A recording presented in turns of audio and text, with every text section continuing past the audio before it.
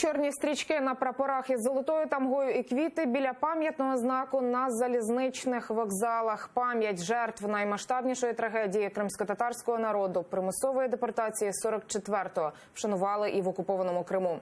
Із самого ранку, попри попередження і погрози окупаційних силовиків, у селищі Октябрське, у Джанкої та в столиці окупованого Криму Сімферополі кримські татари збиралися на жалобні мітинги. Розлогіше про роковини трагедії на окупованому півострові наша Тетяна Сулій. Чорні стрічки на прапорах із золотою тамгою. Так, пам'ять жертв депортації 44-го вшановують у Первомайському, поблизу Сімферополя. Усі, хто прийшов сюди сьогодні, впевнені, про трагедію кримськотатарського народу не можна забути, аби вона не повторилася сьогодні в умовах російської окупації. Я хочу обратиться к нашим детям. Дети. Вот эти старики 75 лет тому назад были такие же маленькие, как вы. Когда их утром рано разбудили, загрузили в скотские вагоны и вывезли со своей родины.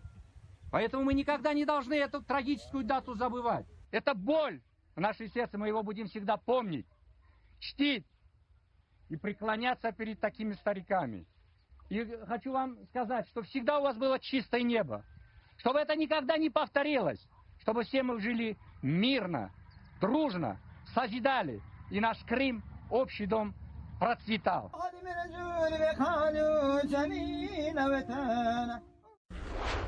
Залізничний вокзал окупованого Джанкоя. Саме сюди 75 років тому так звані спецзагони смерті зганяли кримських татар, аби товарними вагонами, наче худобу, вивезти з рідного Криму. Сьогодні ж сюди із самого ранку до пам'ятного знаку жертв геноциду Сталіна йдуть місцеві мешканці, аби вшанувати пам'ять тих кримських татар, котрих силоміць позбавили батьківщини у 1944-му.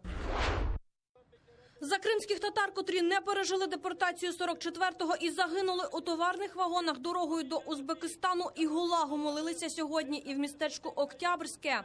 До пам'ятного знаку прийшли всі ті, хто розуміє, чужої трагедії не буває.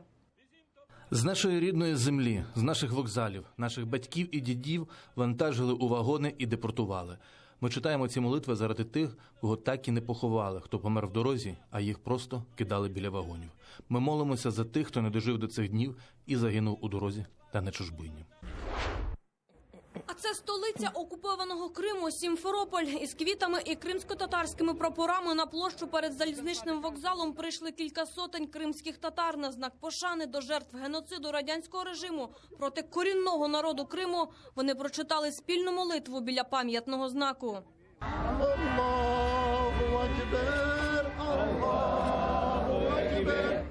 Після дуа перший заступник голови Меджлісу Наріман Джеляль закликав співвітчизників частіше розповідати своїм дітям про трагедію депортації, аби не забути і не допустити повторення.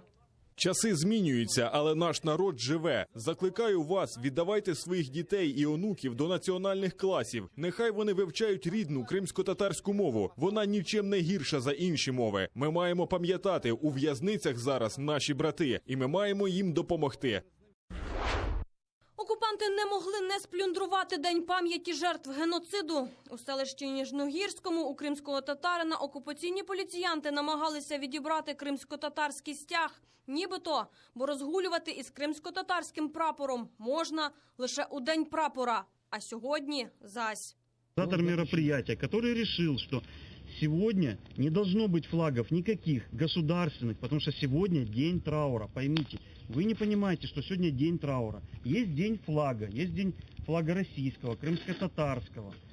На эти мероприятия можно мероприятия, какие бы ни были здесь, в Нижегорском районе, если несут флаг другого государства. Причем другого государства, флаг не другого государства. Я понимаю, Россия без разницы. То есть это все нормально. То есть я сегодня решил вытащить свой крымско-татарский флаг. Есть народный приспущенный. Приспущенный. Я со всех органов организации сняты государственные флаги, то вы будете нарушать административное законодательство. Тетяна Сулій, Заман, АТР.